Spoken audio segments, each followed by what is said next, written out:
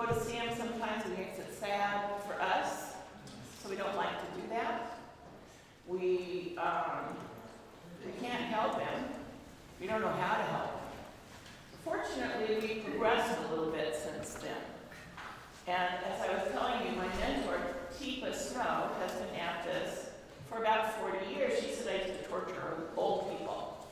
Get them out of that chair and all that kind of stuff. So Henry and I are going to show you the 3 different ways of caring. You ready? Come on. So here's one. This is caretaking. Okay. I take him by the hand and I drag him along like, come on, hurry up, we gotta go. Right, so what's gonna happen? He's gonna fall. He is gonna fall. Is his arm feeling good? Oh God, that was a bad one. What's his arm feeling like? It's gonna hurt, right? Shoulders. Yeah, so I had control of the situation. I'm leading and I'm taking care. Right? Here's the second way. Oh, sweetheart, I'm so sorry you aren't feeling good. You just trust me. I'll do everything for you because you can't do it anymore. That's caregiving. What am I doing to him? Making him feel emasculating him. Making him feel stupid. Emasculating him. That too, probably. Enabling. And Enabling him to do nothing. well, yeah, I'm still in charge. Right? I'm still in charge. But I'm such a giving person. And I would want to strangle him. So instead, there's another option, and that is care partnering. Partnering is what Jesus does with us, right? I can talk that way in here. I'm so happy. Jesus partners with us, never leaves us alone. Emmanuel, God with us. So I am going to partner with him, and I'll be at his side. You see? Hello over there. I don't want you to see our backs, but I know you're there. So we're partnering now, and I can help him by the way I'm holding his hand, and by the way my stance is sort of 3/4. I'm respecting him, but I can help him do the things that he wants to do. Thanks, Henry. So We have our young gentleman's name. Henry. Henry has been impersonating a person living with dementia for 20 years now. And he's a lot better at this than I am. I teach. He's good at it. So what is dementia? What is it? It's an umbrella term. So I made this umbrella. And under this umbrella are lots of different types of dementia. They used to think the only one was Alzheimer's. That's right. So everything was Alzheimer's because they didn't know what it was. And how did they cover for themselves when they said that? We could only find it out through autopsy. Thanks so much, medical community. So now we know that there are almost 120 different, more than 120 different types. There are some easy ones, and there are some really nasty ones. Vascular dementia, that's pretty common. Little strokes and brain changes. And it goes down by steps. All of a sudden, the person will be going along fine, and they'll have a stroke, and it'll drop their ability. And then they'll go along for a while, and it'll drop again. Okay? Parkinson's often is complicated by some sort of dementia. MS also. What else have we got here? Posterior cortical atrophy. Back here, your brain starts to atrophy. In dementia, the way you know if a person has dementia is 2 parts of the brain are dying. They're dying. This is a dying process for a brain. Lewy body. Lewy bodies are little things in your brain that we wish were there, right? And they make you do funny things. They make you terribly interested in sex for some reason. Mild cognitive impairment, that's what we call it when we don't know what it is yet and you're not showing that many signs. Okay, and so my mother, Aunt Bruce well as now 2 types of dementia that are really nasty. There are 2 variants. One is behavioral variant, and the other one is verbal. He had the verbal type, at least at the beginning. He couldn't speak too well anymore. I don't know what he's got now, but Tifa does, and she's helping him. This is brain lesions, another thing that causes it? Yes. All kinds of Layers stuff. to the brain? Is Parkinson's part of that too? It can be. It can be. It can be complicated by it. Yeah. Okay. Well, that's not going to stay, is it? So it's going to pop open. Here we go. All right. You were asking especially about how we can take care of ourselves. I will get to that. So here I am.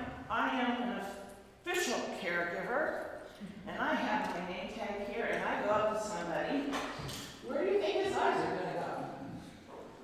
Right here. Is that a good place? Especially on a woman?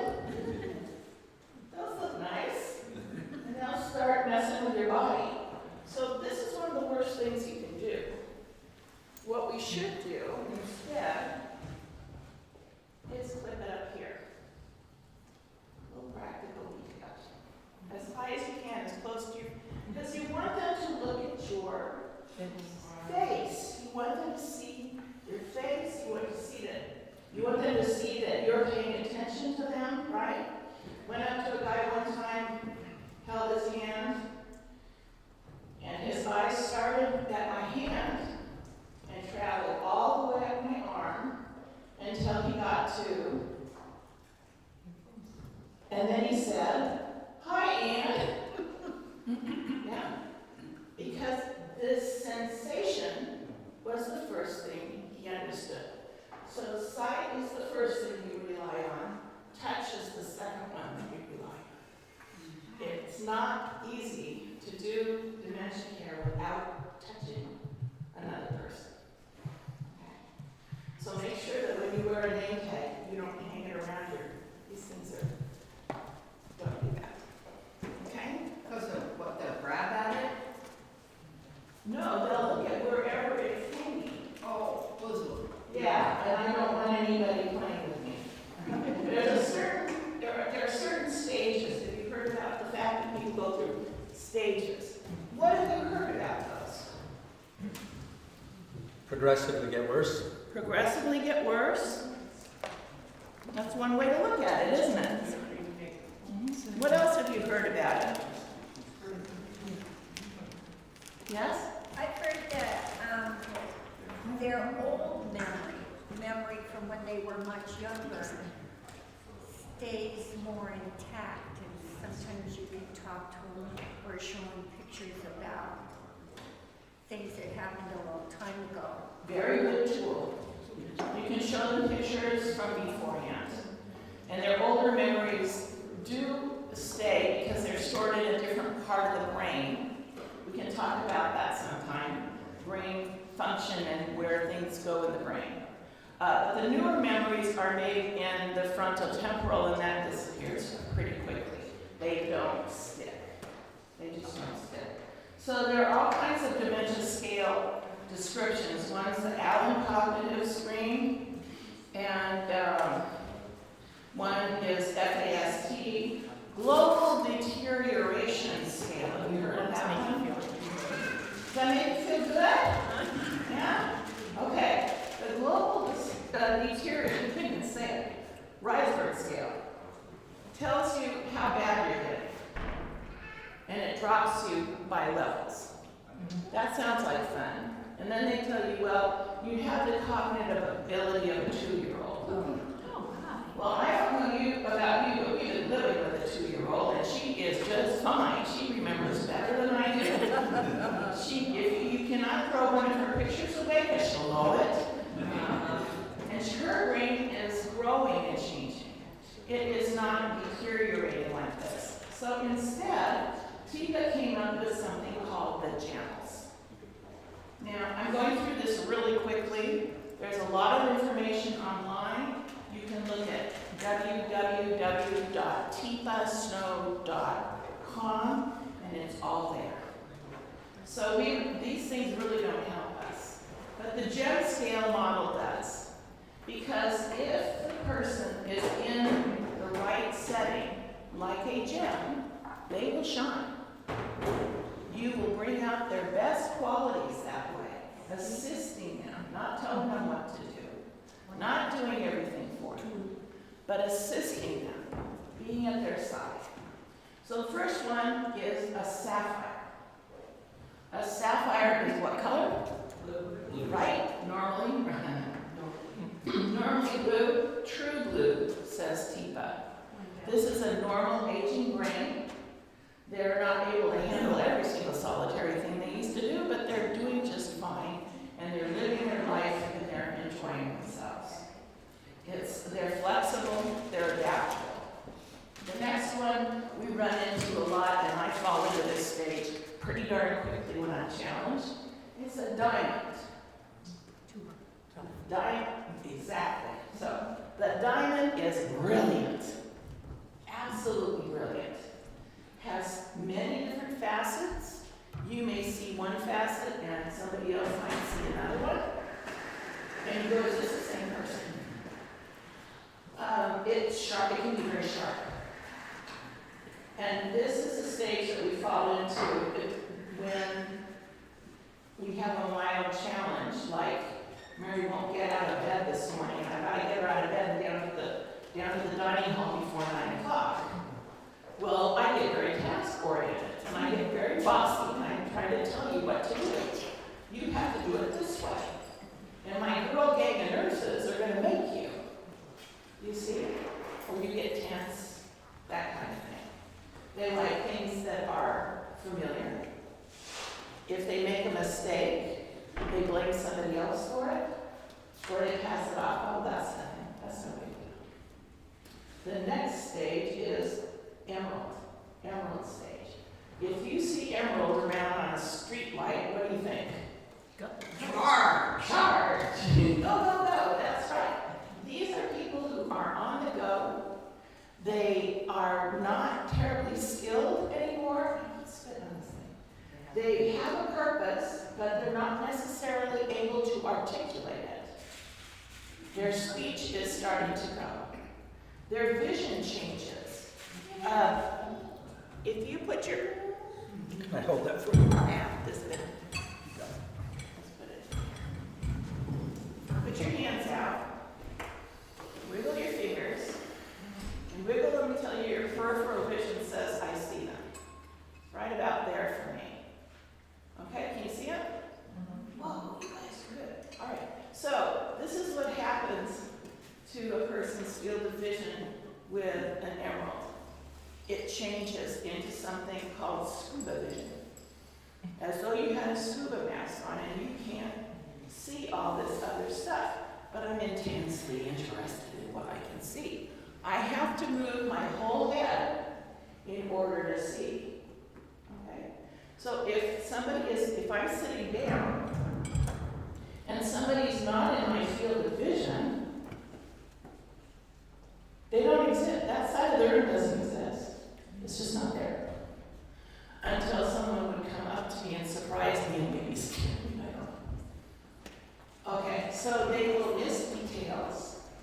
They do not understand every word that's coming out of your mouth. I tend to speak quickly, and I would overwhelm them. Because it's every fourth or fifth word that they're getting. But it's not hearing. It's not hearing. It's comprehension. The next one is amber. What is amber on the street light? Slow down. I have a great story about that, but I'm not going to tell you today. It's Taxi, the TV show Taxi.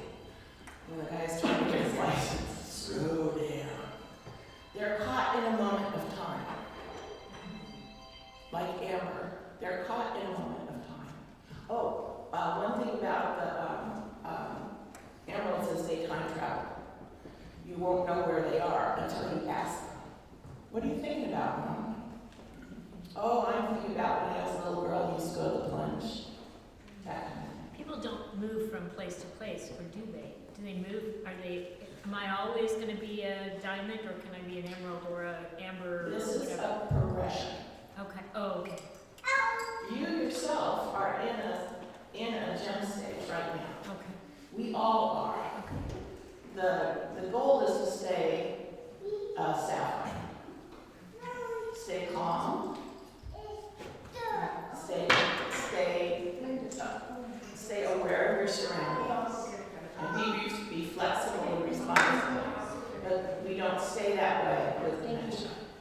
remember, 2 parts of your brain are dying. It's not under your control. You know?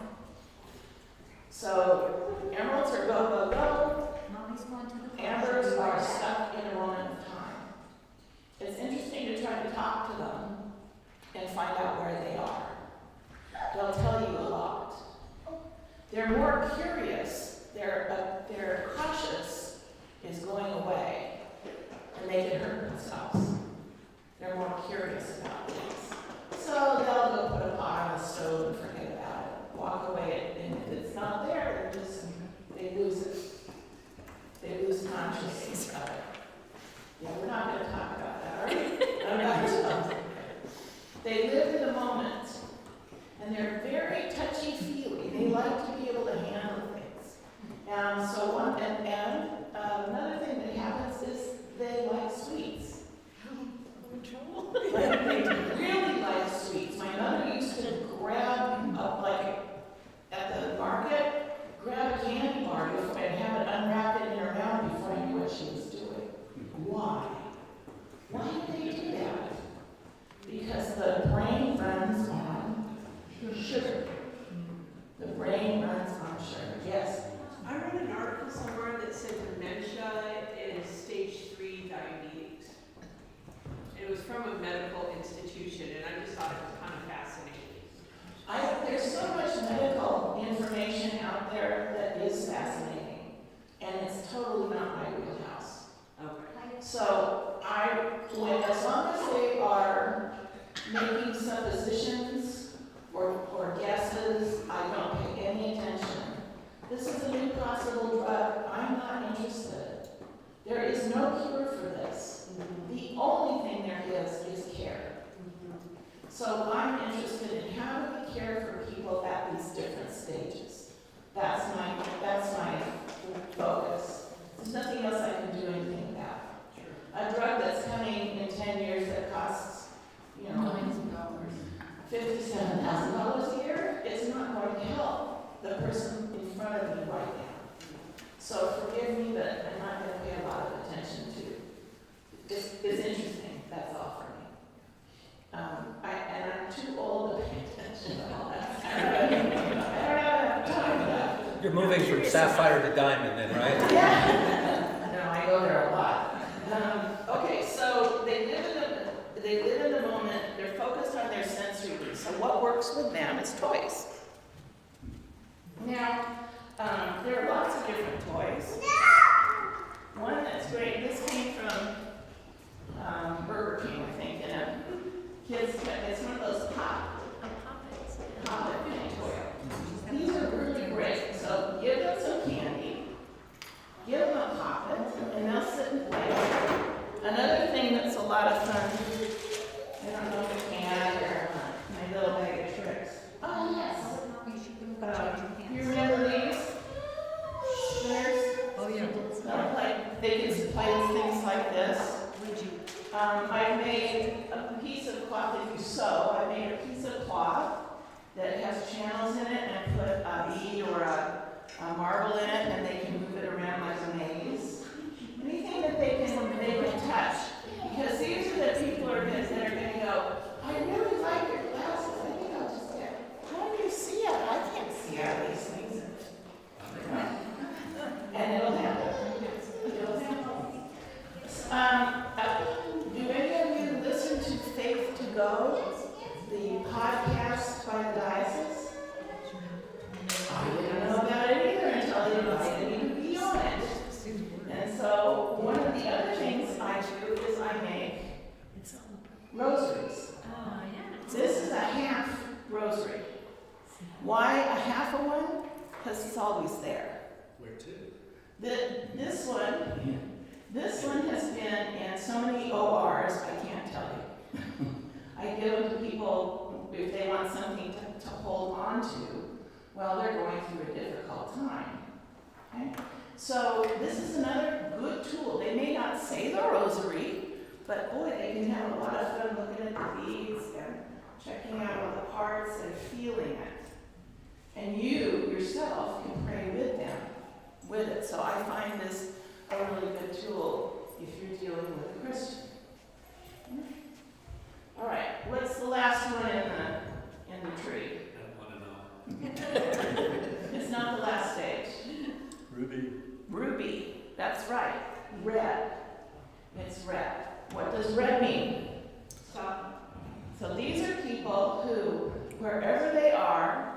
they're going to have a lot of trouble making a transition.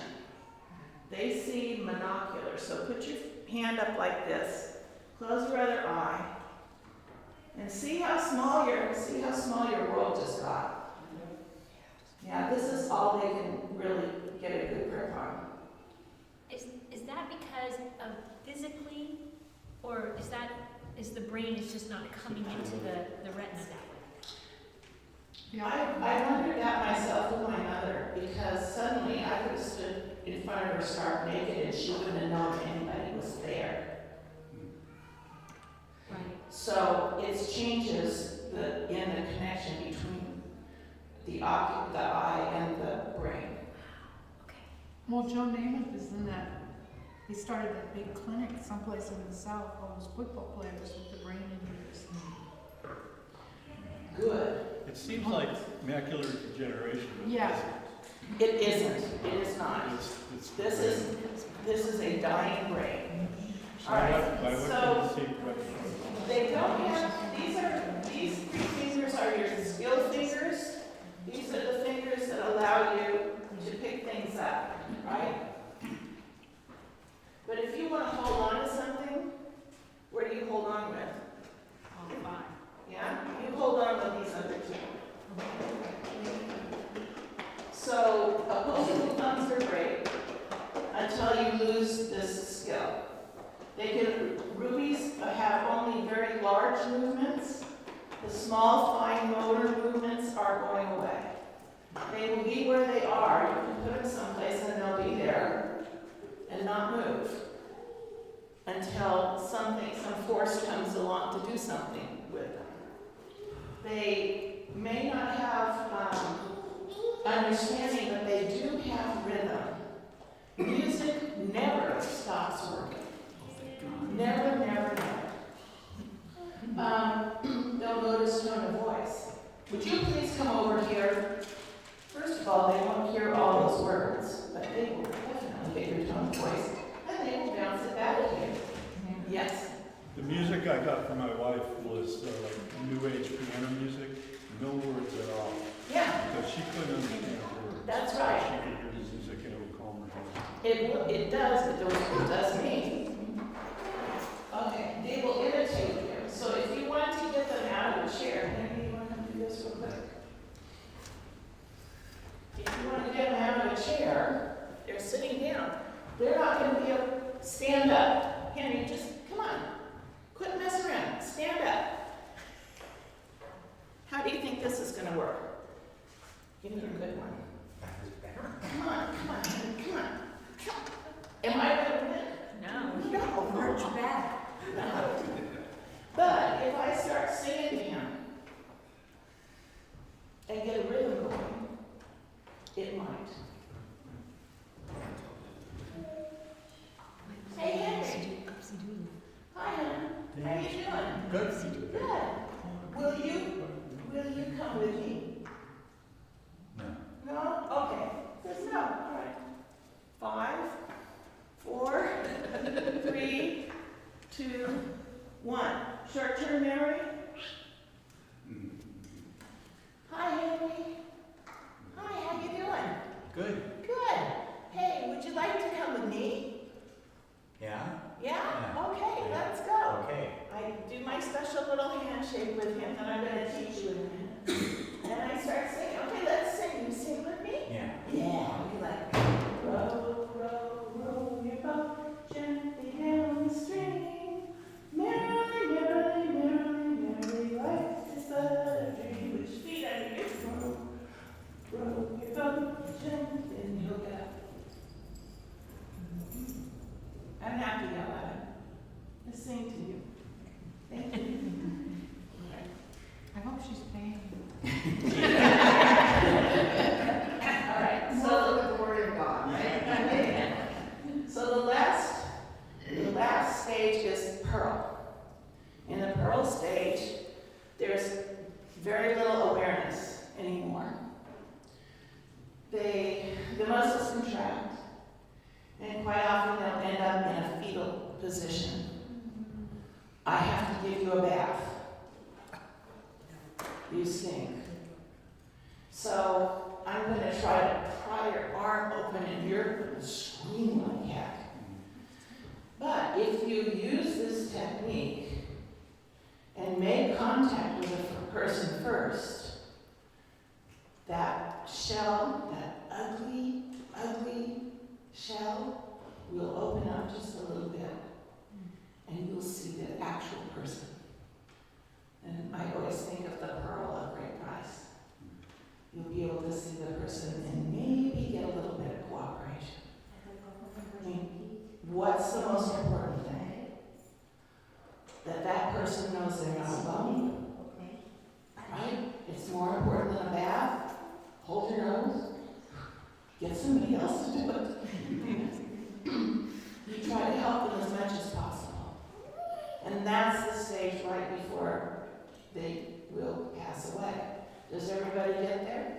No. My mom was in a ruby stage when she died. You just never know. Okay. So, how are we doing on time? We're still good. Good. We were doing question time. But Yeah. That hand hold that you were talking Yes. about. We're might going to be learn your that hand. right now. Maybe your hand. Okay. So, this is how we do this. And we want that to be seen. So. Yes. I have my name tag on, and I go, "Hi, Bob. Hi. Hi. How you doing?" Okay. And you put your hand out. Now that's his personal space, is his arm length. I'm not in his personal space yet, but if he gives me his hand, that's an invitation. So in I come and I shake hands. All right? I'm so glad. I really like that shirt on you. Oh. You look great in blue. Oh. Give a compliment. Oh. Notice something. Notice something positive. Now I'm going to switch my hand to this, and I'm going to come around by his side. Okay? Oh. Now I'm close to you, Yes. and now we can do all kinds of stuff. Yeah? Yeah. Are you thirsty? Always. Always. Okay. Would you like to come drink? Yeah. Drink? 2 Thirsty? shots. Sure. So I put my other hand here on his shoulder. Let's go, shall we? Let's just take a little Okay. walk. Okay. Oh, he's so cooperative. You are so sweet. All right, everybody up. Find a partner. Let's give this a try. Your partner got short. She sure did. She got in my space immediately, too. But she does respond to music. Yeah, everybody does. All right, so your personal space is as far apart as your arms in a big circle. Right? There's your personal space. You start outside in public space saying, "Hi," and you put your hand up by your face. Then extend your arm and see if the other person takes it. And if they do, then you can get it a little bit closer. Now take your fingers and put that up over their thumbs. And you end up with one hand under their hand.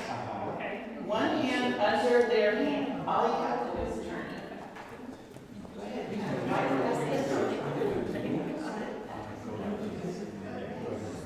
So she's supporting you.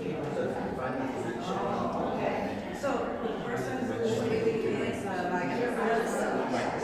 then you come in. Yeah.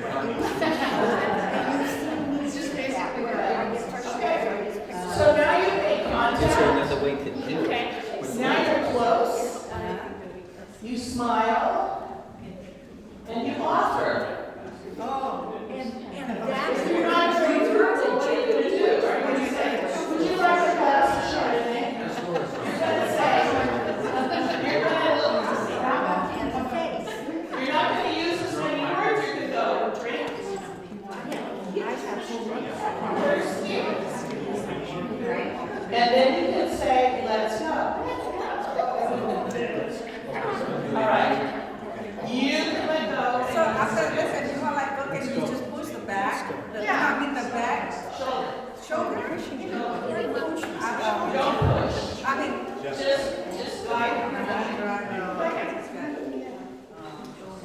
well, question, my husband is very tall and I'm here, so how do I do that? Well, I'm shrinking and my husband is really tall, so it's So the I same can thing. always grab the, It's not, Back here. We're not, if you do that with a stranger, you can get. No, but her husband's very tall and Yeah. she's very short, so she So the wouldn't. hand on the shoulder is actually a pressure point, and if you can reach your shoulder, that's good. She's the way I goes. I will fall. Stand up. But if she went like this and said, come on, and hold, You can hold him, yeah, because he's your husband. he's your husband. All right, Do so that to strangers. that's the quick version of this. so question time. Hey everyone, if you would please sit down, and we want to conclude with some questions because she's got some resources for us. And Sister Ann, if you would repeat the questions that were asked, just so that people in the audience, the virtual audience, can know what the question Okay, was. so, Bob, let's start with you. Yes. You had a question. My question is, when we begin to go, somebody tells us, you're losing it a little bit, Bob. This is what my wife tells me all the time. No, I jest. But I do know that I've got some brain dysfunction due to some concussions I got. And I got to tell you, when I mix up names, my brother and my son, sometimes I struggle with some real short-term memory issues. I can't remember exactly what I was trying to remember. It might be a word to describe something. So oftentimes I have to describe the word with 5 or 6 other words to get to that one word. And I find that sometimes people help me. They know the word I'm looking for and they'll give it to me. And so that's kind of embarrassing. I've always been functional. I've led large units. You know what I've done in the past, and to have that taken away is kind of a struggle. So how do we treat ourselves? What type of permissions do we give ourselves as we start on that journey of, old age is going to bring us there somewhere. And so say we're bright shining sapphires, but we get to that diamond stage and a little shorter. Green one. How do we treat ourselves? How do we give ourselves permission to say it's okay in some fashion? That's a very good question, because I'm independent and I can do it all myself. I do not need your help. Yes. And then I go to the house. Okay? No good. So, there's a way that you can check yourself. And that they give you something called a mini mental status test. Have you heard of that? A mini what? Mini mental status test. That's where you count from dollars. Count Take 7 away. by 7 from 92. Count backwards. Yeah. What day is it? What year is it? Who's the president? Quiet every But the other fact face. of the matter is you don't know anything after that. It doesn't give you any information. It makes the person giving you the test feel very powerful. Yes. But it doesn't help you. So, here's what I suggest you do. We all need something called a baseline. A baseline. And here's how you do it. You get in partners. We won't do it today. I'm going to describe it because it takes too long. We have way too much time. But you get a partner, and you give yourself 60 seconds on a clock. And one writes down while the other one speaks. The speaker is going to name as many animals as they can in 60 seconds. Go. And if you're in your 20s, you can come up with about 40, 45, 50 of them. In a minute. I can't anymore. But it tells me how many animals I can name. Suddenly I have a baseline. Give me that test again in 6 months. Give me that test again in another 6 months, in a year. And if it changes by 1 or 2 animals, normal, you're fine. But if it changes like 4 or 5, you might want to go to the neurologist. Yeah? baselines, and then you can have somebody you trust help you test yourself as to where you are. That's one of the best ones that I know. Don't let a doctor give you that many mental stats stuff. That's ridiculous. Another thing that you can do for people who love you is to help them figure out what to do with you when you get to this stage that you need to be someplace else. And that's why I have something called a me sheet. This is a list of my preferences just in case you didn't know. My daughter may know my favorite color, but she may not know what sets me off like a rocket. I do. Yeah? And so there are categories. Preferred name. What languages do you speak? My mother was never lost her ability to speak Spanish. It's interesting. Introvert, extrovert. What kind of an overall activity preference do you have? Doer, talker, or observer? What do you like to do? So that if somebody's sitting down in the corner by themselves, and they're just kind of watching everybody, and you know they're an observer, you're not going to say, come on and play bingo with me. You're not going to bug them. You're likely to get a not so nice answer. Sensory preferences, what kind of sounds or sights, contact, movement, smell, taste, what do you like? What don't you like? What don't you like? Do you have any limitations? In hearing, sight, mobility, what roles did you value in your life? What do you like to do for fun? If my mother knew that she played bingo, she'd die of a heart attack. But she enjoyed bingo. She enjoyed playing with clay. What kind of spiritual, restorative, or restful activities do you like? Everybody will say they like to listen to music. Everybody. Then there are categories of things like what kind of flowers do you like and stuff like that. So my family has decided that I need to move into a residence. I do not call them facilities because people live there. They are residents. I'm going to have to go to a residence. They get to decorate my room. If somebody doesn't know me, some social director or whatever comes in and decorates that room and doesn't know me, they're going to put stuff in there that's going to confuse or upset me. Or if they're really lucky, I'll like it. You don't know. But if anybody would go in there and put in a chevron pattern, like on the drapes, and I moved in there, they'd wonder, why did you just deck that person? Well, that pattern makes me nervous. It just makes me tense. Hi.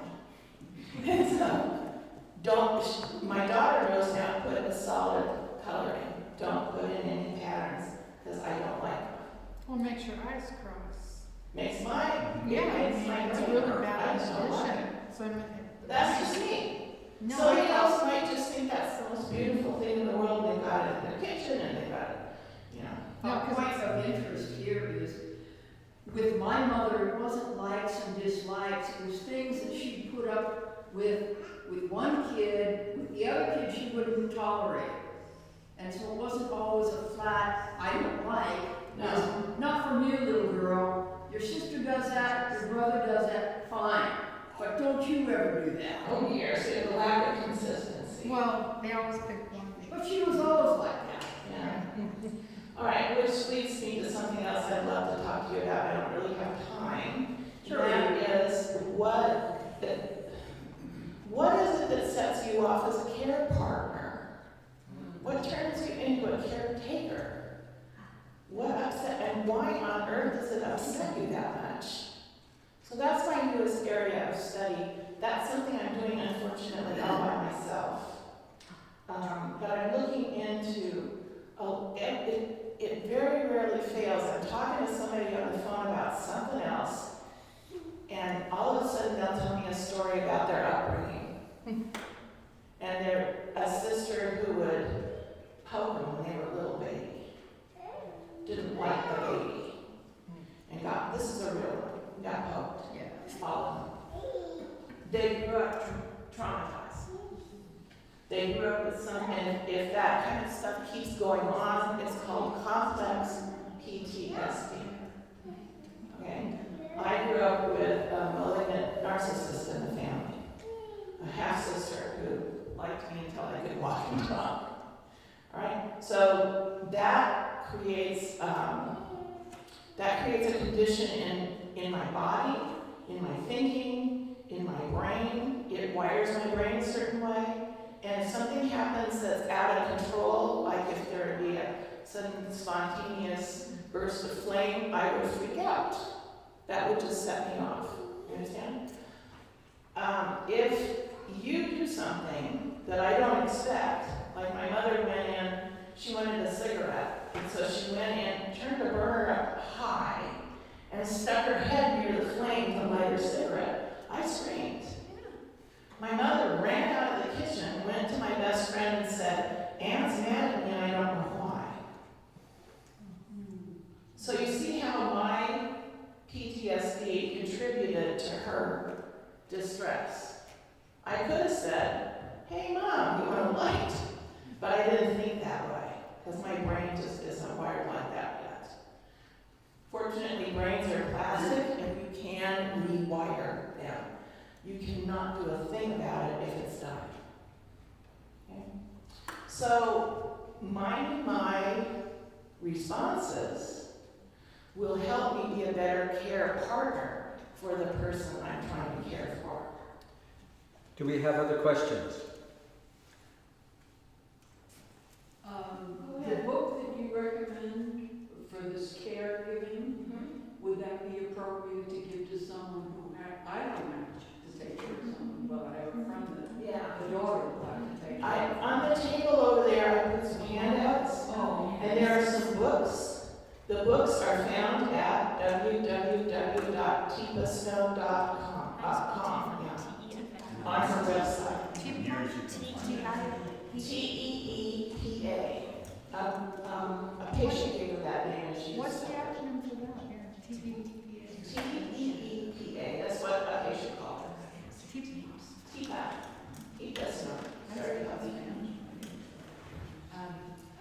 His father had dementia, and he would make up things like, oh, David, let's go buy a ranch in Santa Barbara.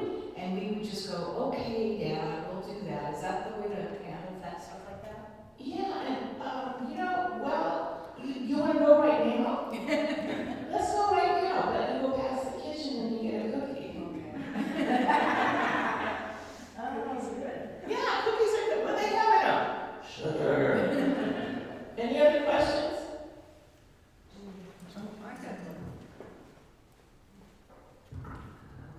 I worked with a patient once who, with Greg, and the CNAs in the facility, excuse me, the residents, they were startled. Yes. Even though he'd done this before. Yes. And they would try to jerk away, and then he would grab tighter and hurt their wrists. I tried to tell them, even show them, that if I gave him a minute to hold on, he'd let go. Was there anything else I could have told them? Well, apparently not, because they weren't listening. and that is what I run into all the time. People who say, I know how to do this already. That's a startle reflex. You grab me, I'm Paul. So practice with them. Practice having somebody grab. What is the man saying when he grabs you? I want attention. Yeah. I want your attention. I'm afraid they thought there was more to it. Yeah, could have been. But you find out what is the need behind that. There is a reason. The people with dementia don't do anything without a reason. It's like your brain's in a wheelchair. Would you tell a person in a wheelchair, get up and walk, what's the matter with you? So I always think of the brain being in the wheelchair. They can't stand up and do it. So how do I get your attention? Yeah. That's one way I grab on. And if they're grabbing on, they're in a later stage of dementia. So learn about that later stage. Yeah, could be a Ruby. They're very strong. They want something. Find out what they want and help them get that need satisfied.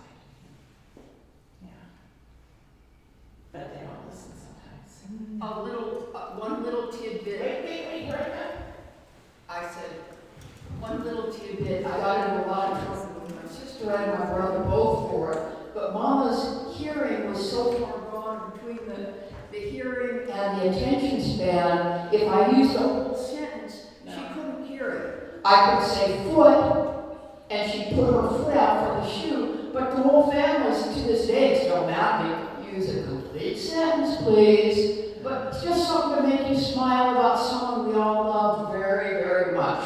Between her eyes and her hearing, I want you to stay the same, Mom. They're saying, I want you to stay the same. So if I say full sentences, you're still my mother the way she was. oh, they said I was being disrespectful. I'm sorry that happened to you. Well, I learned very quickly to just say the one word. Yes. If I say foot, or could you please put your foot out so I could put your shoe Too on? many words. She couldn't hear me. Too many She words. couldn't make out I was mumbling maybe. No, they just don't, they can't string that many words together. That's why I have videos of puppies and kittens. I have videos of a training trip or a sailboat trip, you know, something fun like that, that doesn't have a story. You don't have to track it, you see. All right, there's a little taste of the 80 billion things I want to tell you. Thank you. Thank you so much. Let's give her a wonderful hand. And amen. Since we're done with glorified people, thanks to God for you. Thank you for sharing this. Take a look at some of the literature there, and if there's not enough, take a picture of it on your cell phone, because this is things my brother and a few others up in Seattle are going to listen in on this because it's that important. So thank you very much, and blessings on you. Thank you for inviting me. You're always welcome. Thank you for coming down. I'll get it.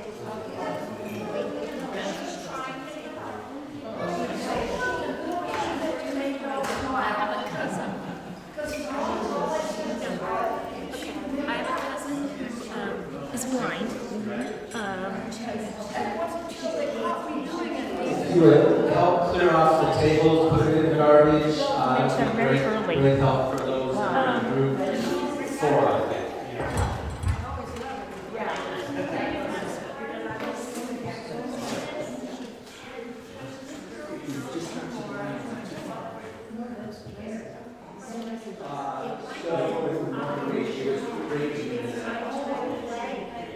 Check 1, 2, 1, 2, 1, 2. Check 1, 2, 1, 2, 1, 2.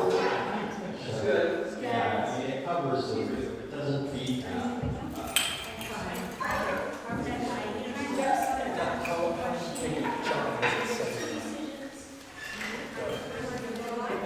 First time that normally shouldn't take. Oh, it'll be set and ready to go. It's all done. Because it's coming out of there and coming out of there.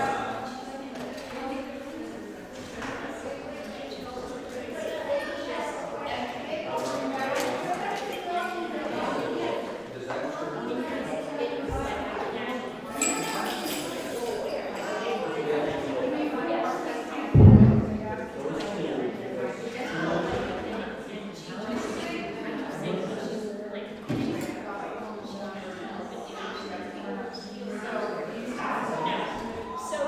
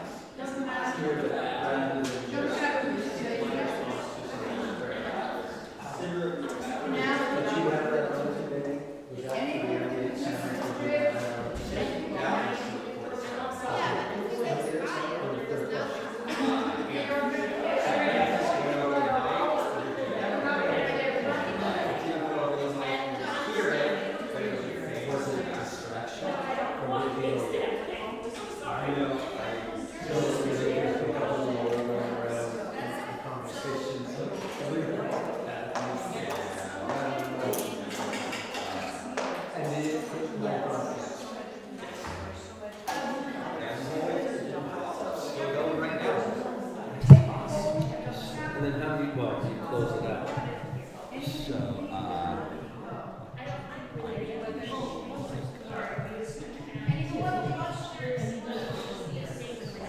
What are the two for? Two screens? this is what's being broadcast, and this is my next shot that I set up. For the camera to move? So I can do it without the camera moving in the church now because I can zoom in and zoom out on my That was.